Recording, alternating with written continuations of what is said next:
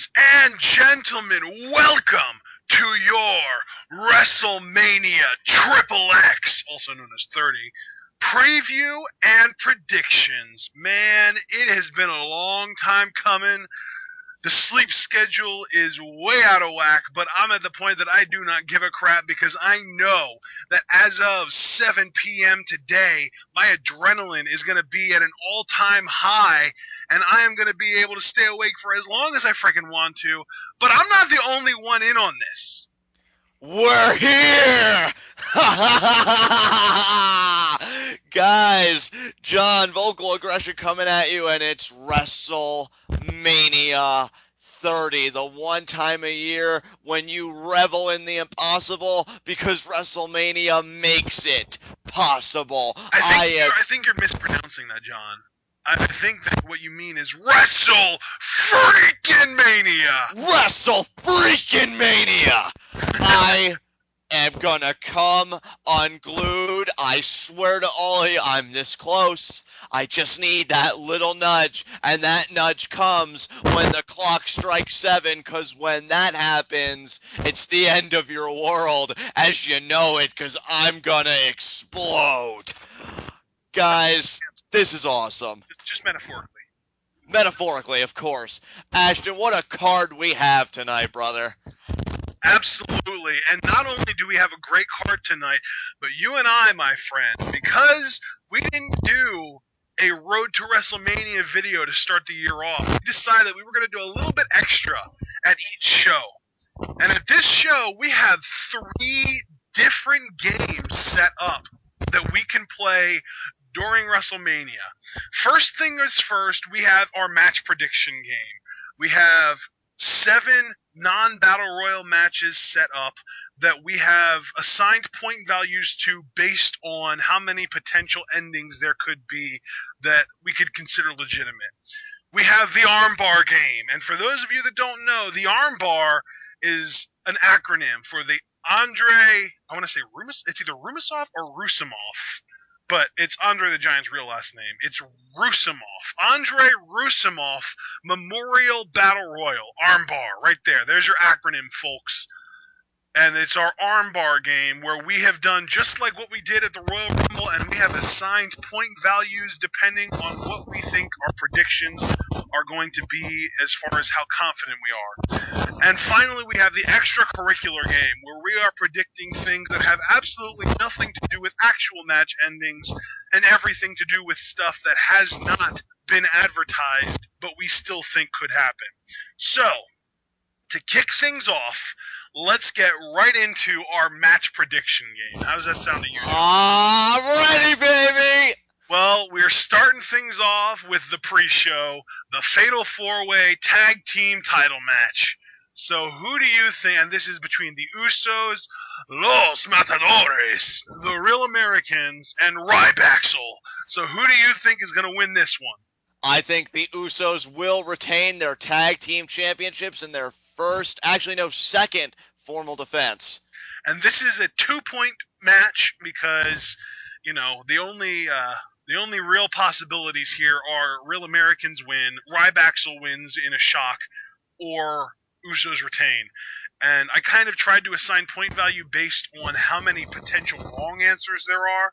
And while I don't think that Los Matadores should be considered a wrong answer because they aren't considered a legitimate answer in the first place, I do think that any of the other 3 teams could potentially win. So I assigned this baby 2 points because there are 2 potential wrong answers. So I agree with you. I actually do think that the Usos are going to win this as well. So we can kind of throw this one out because it doesn't matter who wins. If the Usos win, we both got it right. If not, we both got it wrong.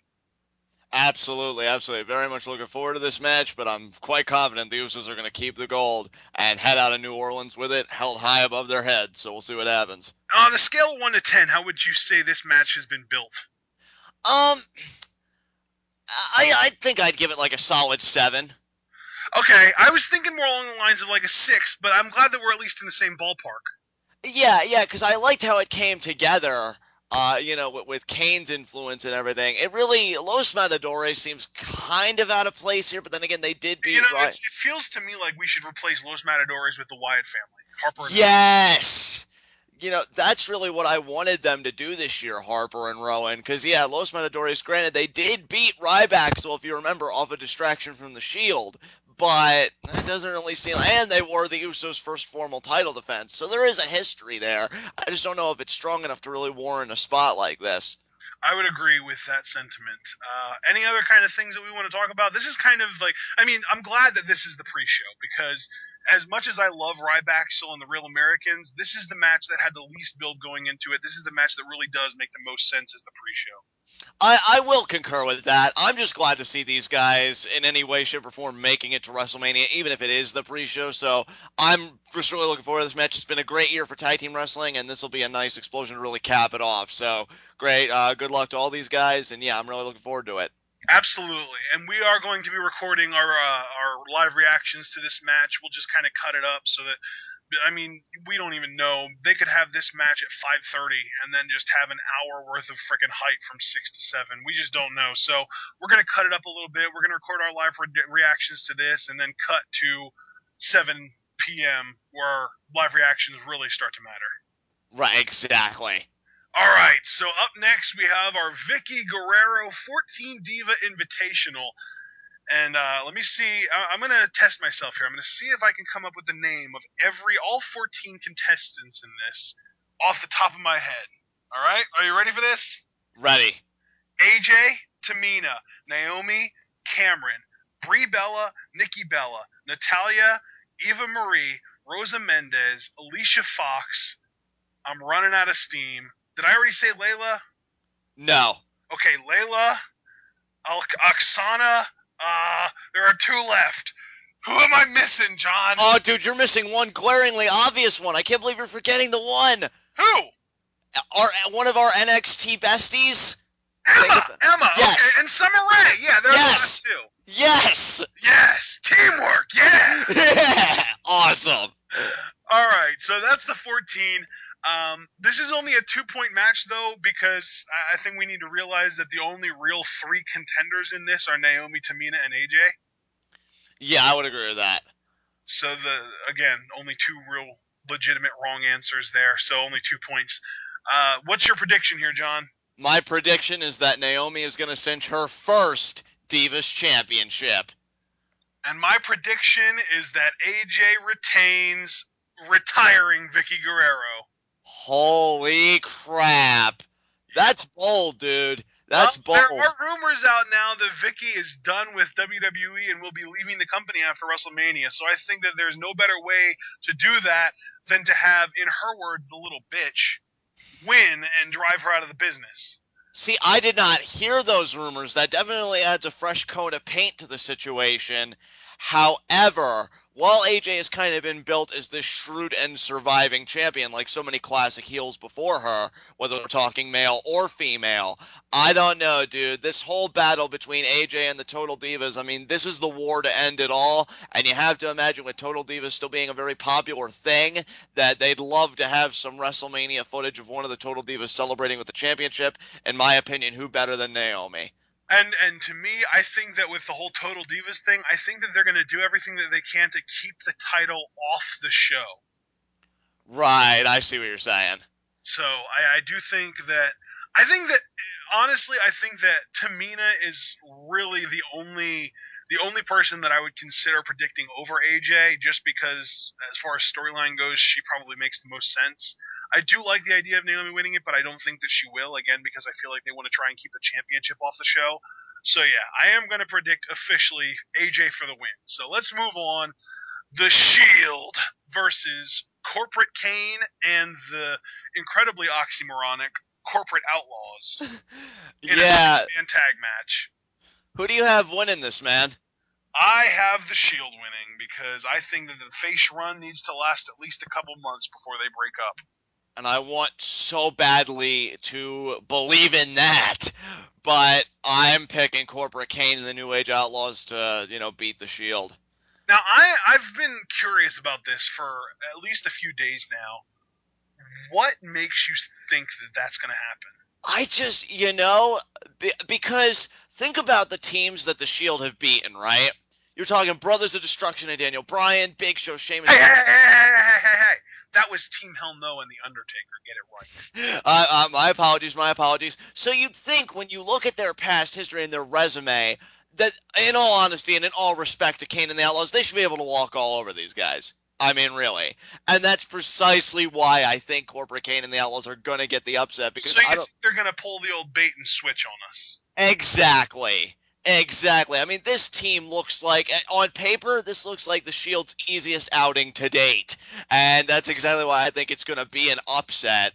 I don't want it to happen. You know what I want, because we've talked about it relentlessly Do you on know when Twitter. the last time was that Kane lost a match at WrestleMania? When was the last time? 2010. 2010. Yeah, wasn't it against Orton? He beat Orton. Oh, he beat Orton that year. You don't remember the chokeslam off the top rope? Oh, and to see now it's coming back to me. Yeah. No, he did. Yeah.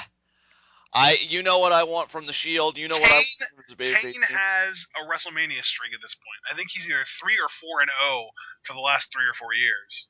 Oh man, holy crap! Yeah, he's on a roll. I see it continuing, man. I see it continuing. And I don't. I think it's gonna get halted tonight. I hope so. I hope so do. too. Yeah. You know, like as a fan, I definitely want the Shield to go over. What do you think about the build of this match, though? Have you enjoyed how we've gotten here? I have, yeah. I think that the thing that I've enjoyed most about how we've gotten here is that through the process, we've gotten face Shield. Yeah, definitely agree. In fact, I just think what I really enjoyed about it is pretty much, yeah, like you said, face Shield. But the fact that, again, we've seen a new booking philosophy for factions. Like, I thought that the Shield would have disintegrated long before now. I thought you and I would have been talking about a Shield triple threat today. But the fact that we didn't just puts the biggest smile on my face because it shows that WWE is really daring to be different and things like this. Yeah. So I really enjoyed it. I think Kane has done superb in this role. It's so great that even a man of like his tenure and how many years he's put into this business, he can still reinvent himself and keep it fresh. Yeah, I've really loved how this match has come together. Absolutely, no doubt. All right, now it's time for things to start going from good to incredibly interesting. Oh, man. John Cena versus Bray Wyatt. Guys, I've talked this match to death on Twitter. Well, you guys know that this is my most anticipated match of the evening, the match I'm looking forward to the most, and I'm making no bones about it. Bray Wyatt is slaying the C Nation leader tonight. And because I feel like the rest of this card is going to be so face heavy, I do agree with you. I do think that Bray Wyatt will win this match. Yes! Because, I mean, as far as our predictions go, the Usos, that's a baby face. Actually, you know what? I'm not even going to do that. Because, actually, you know what? I will. I'll do mine. I'm not going to speak for you. As far as my predictions go, the Usos, babyface. AJ, heel. Shield, babyface. And then we have John Cena versus Bray Wyatt. But then Taker, I think Taker's going to win. That's babyface. I think Daniel Bryan's going to win twice, and that's more babyface. And then as far as the armbar goes, that's kind of up in the air, but we will discuss that later. So I think that it's going to be a very babyface heavy night tonight, and I do think that we need at least one really solid heel to win, and I think that's got to be Bray Wyatt. So yeah. I think you bring up a very interesting point because, you know, in the past when we look at other pay-per-views with certain situations, we say, well, if this heel wins, you know, this babyface is going to come out on top. So you definitely raise a very interesting point. But to me, outside of that, I just feel like the build to this matchup has been incredible. I would say this is the best built match on this card. Yeah, I would agree with that. I would agree with that because as much as I've enjoyed the build, which we'll get to a little bit later, of Triple H and Daniel Bryan, the idea that Bray Wyatt, I will never stop singing this guy's praises, okay? I mean, sue me, because if it's true that he writes his own promos, that's legendary right there.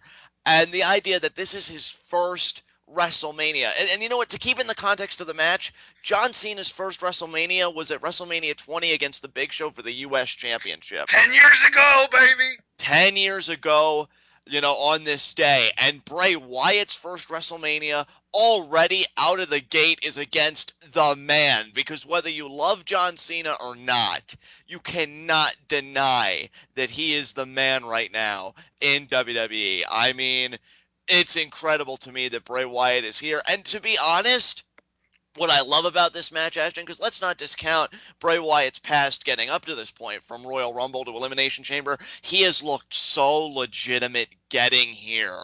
Let me And just that, make a note here. yeah, Bray Wyatt has not lost a match yet. he hasn't. He has not been pinned or submitted yet. And I don't think it's going to start tonight. No, I agree. really don't. You know what, dude? I feel like they're trying to set up for a Bray Wyatt versus Undertaker streak versus streak match. Dude, that would be insane. Bray Wyatt undefeated versus Undertaker undefeated at WrestleMania. I want you to go more in depth with your feelings in a second. Just one thing I want to get off my chest before I pass it back to you. The night that Bray Wyatt beat Daniel Bryan at Royal Rumble after that clinic and how definitively and decisively he defeated him, I became convinced that night that Bray Wyatt can do anything. So this is probably the first time in a long time, and yes, that would even include Daniel Bryan versus John Cena at SummerSlam last year, that I really, truly, unequivocally in my heart believe that somebody can beat John Cena cleanly. And that's really saying something, and that's really saying something about my confidence in Bray Wyatt. I mean, dude, do you have anything else you want to say about this match? Because I'm ready to go postal just thinking about it. I'm so looking forward to it. This is probably the match that I'm looking most forward to. Without a doubt for me. Absolutely. And I'm glad you feel And the I same only way. say probably because I'm such a big fan of the Shield, and anything that they do I look forward to. But they don't really have a whole heck of a lot to work with tonight. Kane is awesome, but the Outlaws are so far past the prime, it's pretty bad. Cena and Bray Wyatt are going to... I mean, you thought Bray Wyatt and Daniel Bryan put on a clinic. These guys are going to tear the friggin' roof off the building.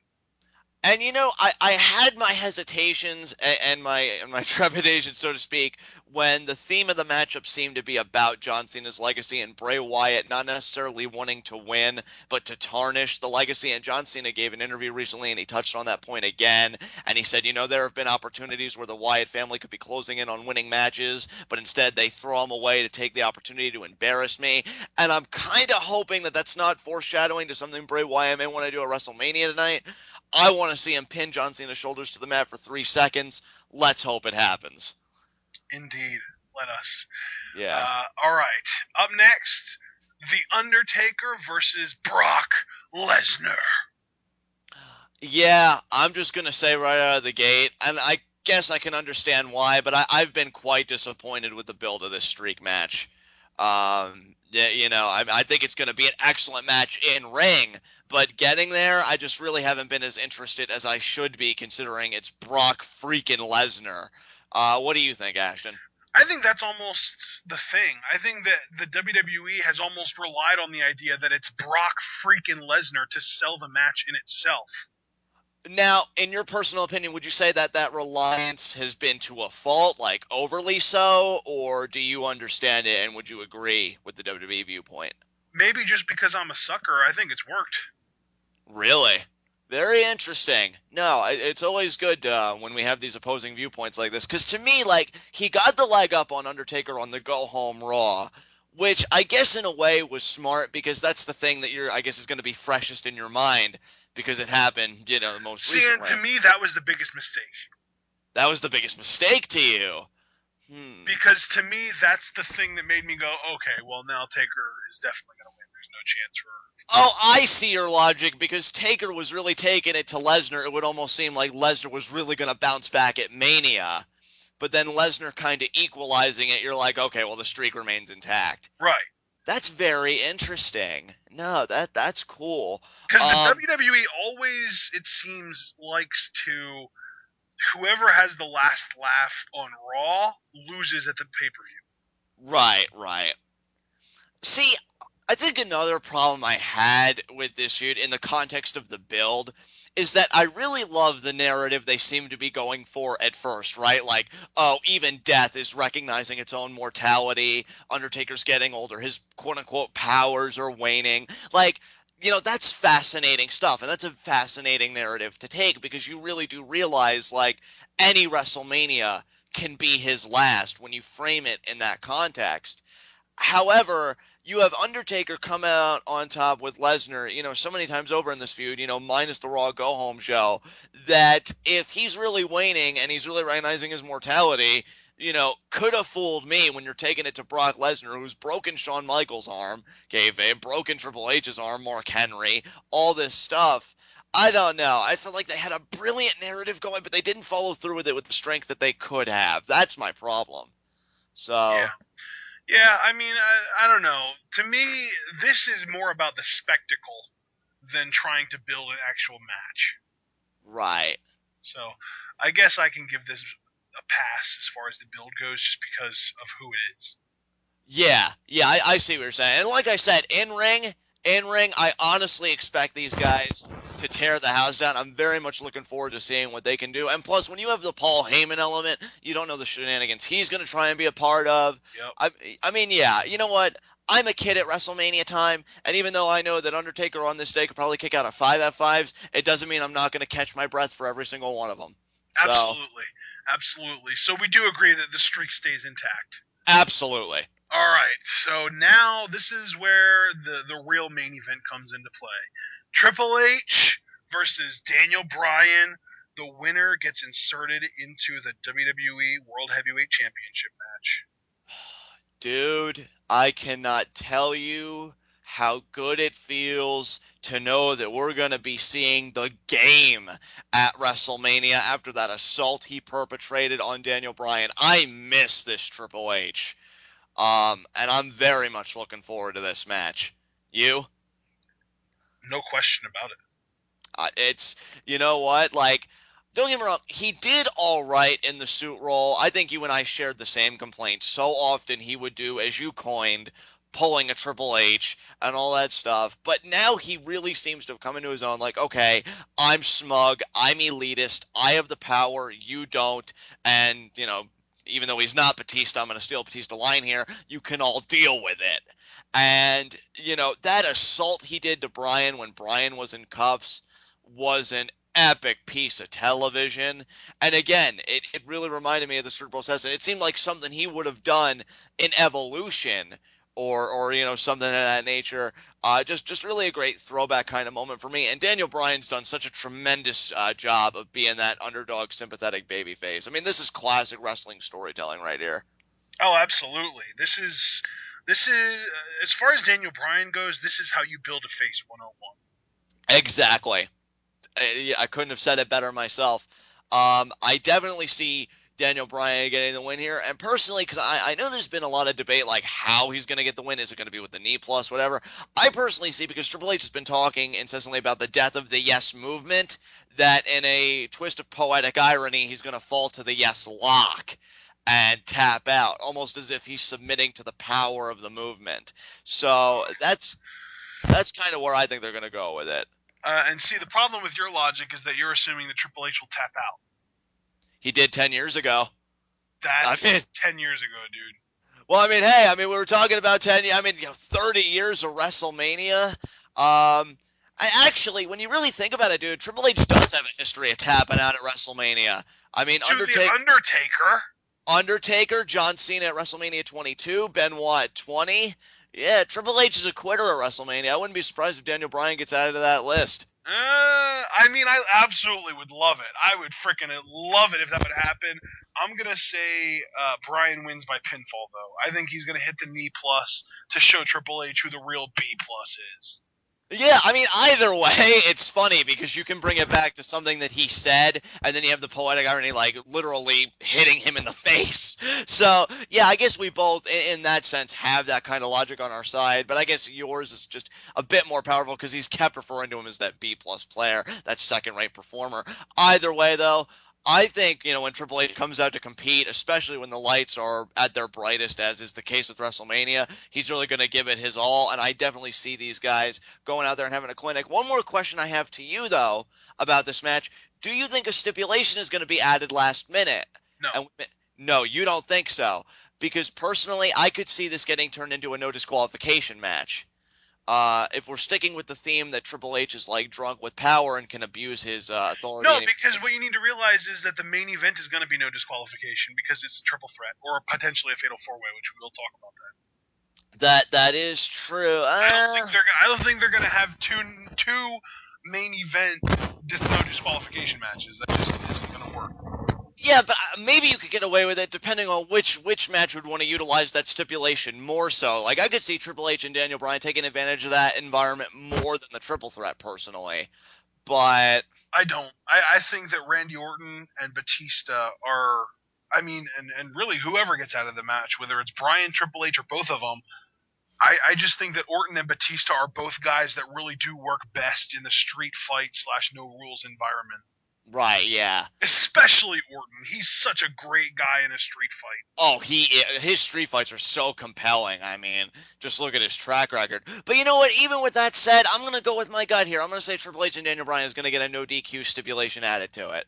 All So right. we'll see. Well, I mean that wasn't actually going to be any kind of a point worthy category, but I'll add a 1 point category for our extracurricular game for that. Well, I mean, you don't even have to. It's just a gut feeling I have in the context of talking about the match. Because, yeah, I just feel like it's going to take that turn, especially after that cuff assault. And we'll see what happens. Okay, and just to catch everybody up, the Shield versus Corporate Kane and Corporate Outlaws is 1 point. Cena versus Wyatt is 1 point. Taker versus Lesnar is 1 point. And then Triple H versus Daniel Bryan, I have 2 points because it could be Triple H wins, it could be Daniel Bryan wins, or it could be a no contest and they both get added to the main event match. Right. So now let's actually talk about that main event match. Randy Orton versus Batista versus the winner of Triple H of Daniel Bryan. So the real question here is, since we both predicted Daniel Bryan to win, do we think that it's going to be a triple threat, or do we think that Triple H is going to otherwise use his power to add himself to this match and make it a fatal four-way? This has probably been one of the most difficult decisions I've had to make. But you know what? Really considering the narratives that we've had for both stories, I'm going to venture out on a limb again, and I'm going to say Fatal 4-Way. What about you? I think it's going to stay a triple threat. See, and why I say I think it's going to be a Fatal 4-Way is that just paint the scene, okay? We'll even go with your scenario of the knee plus. Triple H doesn't even know where the hell he is. But, you know, when consciousness comes back to him, the realization dawns, oh my God, Daniel Bryan could be the face of WWE. He could be our champion. I can't have that. I have to stop him at any cost. And that'll be why he inserts himself. Because any more that he can make the odds decline for Daniel Bryan, the better it is for Triple H in the long run. So I think Triple H will really pull out all the stops, and that includes making it a fatal four-way. And I think that when Triple H gets kneed in the face, that's going to be the knock in the noggin that he needs to turn face. Interesting. And I think he's going to gain a respect for Daniel Bryan and shake his hand. Wow. Yeah. Wrestle freaking Mania, people. I love it.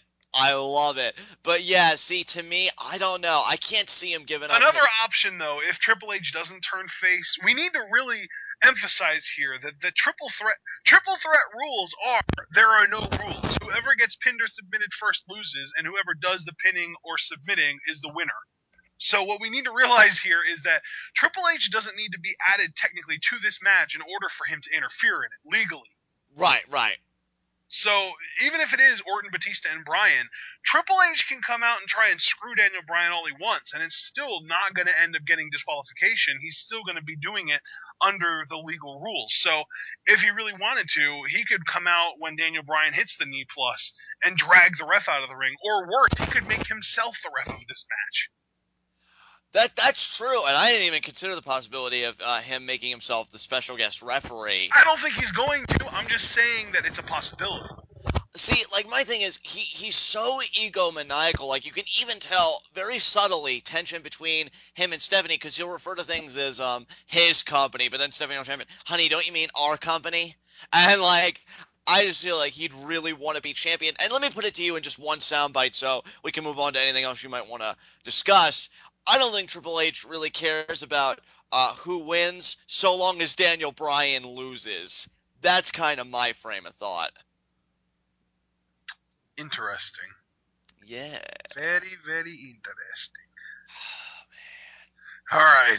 Well, we have our official predictions in as far as the Triple H versus Daniel Bryan match goes, and now we have some predictions in as far as whether it'll be a triple threat or a fatal four-way. But let's actually talk about who is going to walk out of WrestleMania 30 as your WWE World Heavyweight Champion.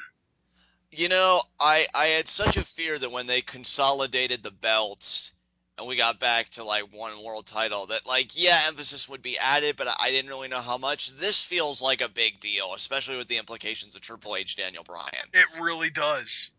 And it feels really good to say that because, you know, I have a lot of old school tendencies besides not really being in that era. And just the idea that the championship is getting this place of importance at the biggest show of the year does my heart good. Man, I'm so torn. I am so torn because we have talked about this match to death. I don't know though. I mean, WrestleMania is the place of the feel good story, but I just see Batista coming out on top and winning the championship. It's so hard, but yeah, I'm gonna have to go with Batista for the win. You know, for the longest time, I was of the mindset that the only reason that they were even considering adding Daniel Bryan to this match was as a pacifier so that the crowd wouldn't hijack it. So that we wouldn't get freaking Randy Savage chants during the main event of WrestleMania 30. The more I think about it, and the more people I hear talk about it, I can't help but feel as though the only logical way for WrestleMania 30 to go off the air is with Daniel Bryan with the WWE Championship in one hand and the World Championship in the other, yesing the night away with the crowd in New Orleans. And I want that so badly. Like you don't even know. Well, you want it, but I'm predicting it. Yeah, and I hope you're right. That those are points that I would gleefully give to you for the reality that they embody because that's what WrestleMania is all about. And Is that's a moments like three-pointer. that. That's a three-point Yeah, match, by the way. yeah, but see, I don't know. It's definitely comes down to me between Bryan and Batista, and that includes even if Triple H would throw himself in and it becomes a fatal four way. The two favorites to me are still Daniel Bryan and Batista. Right. Uh, the shame of it is, as great as Randy Orton is, he's been kind of in the back seat to me for most of this. Like Which is he's hilarious because he's probably, I mean, I shouldn't say that because Batista has been legitimately entertaining, but Orton, I feel like his work has been massively underrated for the last few months. He's been hilarious. oh, dude, without a doubt, I'm freaking loving what Orton's doing right now, and it'll be nice when we kind of come down from all this, and then Orton can maybe reset himself and regain a place of prominence because he's been doing stellar work. But Well, I you mean, know, assuming he does lose the title tonight, you know he's going to be in the Money in the Bank match when it comes in June. yeah, definitely. That's another intriguing pay-per-view, but I'm not even going to cross that bridge yet like that. But that will be interesting to talk about when we get there. But to me, Batista came back. He won the Rumble, so he's got that behind him. He's got a movie coming up, so you don't know when the promotional push, so to speak, is really going to begin for Batista. That's what's got me so torn. I don't want Batista anywhere near the championships. In fact, if it were up to me, Batista wouldn't even be in this match. We'd have Randy Orton versus Daniel Bryan one final time, one on one. But he's here, and thankfully he is heel and he has been entertaining, which has made it easier to deal with. But I don't know. I still got to go with Batista because with Guardians of the Galaxy and his Royal Rumble win, it just seems like too much to overcome. And but I do want Daniel Bryan so badly to be yesing the night away with the crowd in New Orleans because I'm just visualizing it, dude, and I get goosebumps. And that's just from mental imagery. Just imagine when it happens live, if it happens live. Yeah. I won't be able to sleep tonight. Um, but yeah, I'm Who gonna have needs sleep? We've got WrestleMania. exactly. But I'm gonna be that Debbie Downer. I'm gonna be that guy, and I'm gonna say that Batista's gonna win the championship. And I hate All myself. right. You had it, folks. You heard it here first. John predicts Batista. I predict Daniel Bryan. For once, the realistic one is going out on a limb. Yeah, really.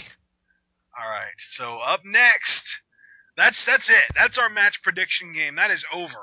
But we do have two games left. So let's get right into our armbar game, also known as the Andre Rusimov Memorial Battle Royal game. We have 7 different categories, one of which has 4 answers. And we have, on a scale of 1 to 10, we've graded these based on confidence and how many points we want to wager. So let's get right into it. Oh, actually, you know what? Let's not get right into it. Let me just kind of do an overview of what the categories are. The categories that we have, because we don't know if we're going to get entrances or if everyone's going to start in the ring at the same time. So we didn't do anything as far as like who's going to last the longest or who's going to get that kind of stuff. So our categories are: who will be eliminated first? Who are the 4 people that are going to be in this last, basically the final 4? Who is going to get the most eliminations? Who's going to win? Who is going to be entrant number 28, 29, and 30? And obviously we don't mean literally, meaning like entrances number 28, 29, 30. We just mean the last 3 people because they haven't actually been announced yet. So those are our categories. And we did a special thing because there are 30 people. So what we said was you can assign a point value to your winner. And then you can assign multiple names to that category depending on like, because if you assign a 5 to the winner, you're not going to assign 2 people because then it would give you ugly decimals. So if you assign it a 5, you can either pick 1 or 5 people. And regarding that, however many people that you picked, that's what your point value gets divided by. So for example, say you are really confident, like you're like 8 points confident that either Dolph Ziggler or Sheamus is going to win the armbar. If you put 8 points on that and you put Sheamus and Ziggler as your names and one of those guys wins, you get 4 points because it gets cut. So what we're going to do is we're going to start with our predictions for who's going to get eliminated first. John, I will let you begin. I had Brad Maddox getting eliminated first, and I ascribed that a 4-point value. I also had Brad Maddox getting eliminated first, but I only gave that a 1-point value. Interesting. That's hilarious. I originally had Heath Slater, but then I was like, oh no, that's right. Brad Maddox is in this. He's totally done. Yeah. And he's going to be hilarious when it happens, too. All right, well, I guess we agreed on that. What category do you want to do next? Let's talk about our final 4, my friend. See, this is like the Royal Rumble. Some of my point values, I guess, get a little illogical as we progress, but bear with me. I have Ziggler with 5 points, Big Show with 6, Miz with 7, and Rusev with 9. Okay.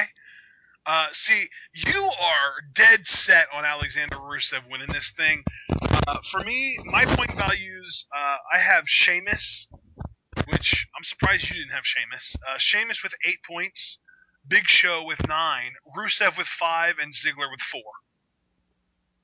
Right. That sounds solid to me. I All could right, definitely see who's that going to happening. have the most eliminations? I have Big Show with 8 points. I have Sheamus with 3 points.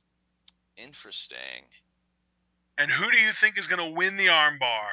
Alexander Rusev with all of my 10 points. This is also a 10-point category for me, but I have it split. Big Show or Alexander Rusev, because I'm just not sure. Right. So, if Alexander Rusev wins, you get 10 points, I get 5. If Big Show wins, you get nothing, I get 5. Yeah, it's high stakes for sure, man. Very, very interesting. All right, who is your entrant number 28? Evan Bourne with 1 point. Mine is Alexander Rusev with 7 points. Who is your entrant number 29? Roddy Piper with 2 points. Mine is Bo Dallas with 2 points. And who is your entrant number 30?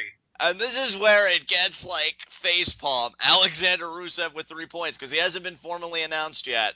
So, and my entrant number 30, RVD with 6 points. Oh, man. You forgot about him, didn't you? Actually, no, I didn't. You know what? I think it would be a great form for him to return, but I decided against it. But that'll probably be an easy grab for you because I could definitely see it. All right, so we have our point values assigned. We have our predictions official and in. Let's move on to the extracurricular game. And people are probably standing around going, what in the world could this possibly be about? Let me just kind of put it this way. This is the LOL Dirt Sheets game because this is the game where we're literally guessing on things that haven't actually been announced but have been rumored.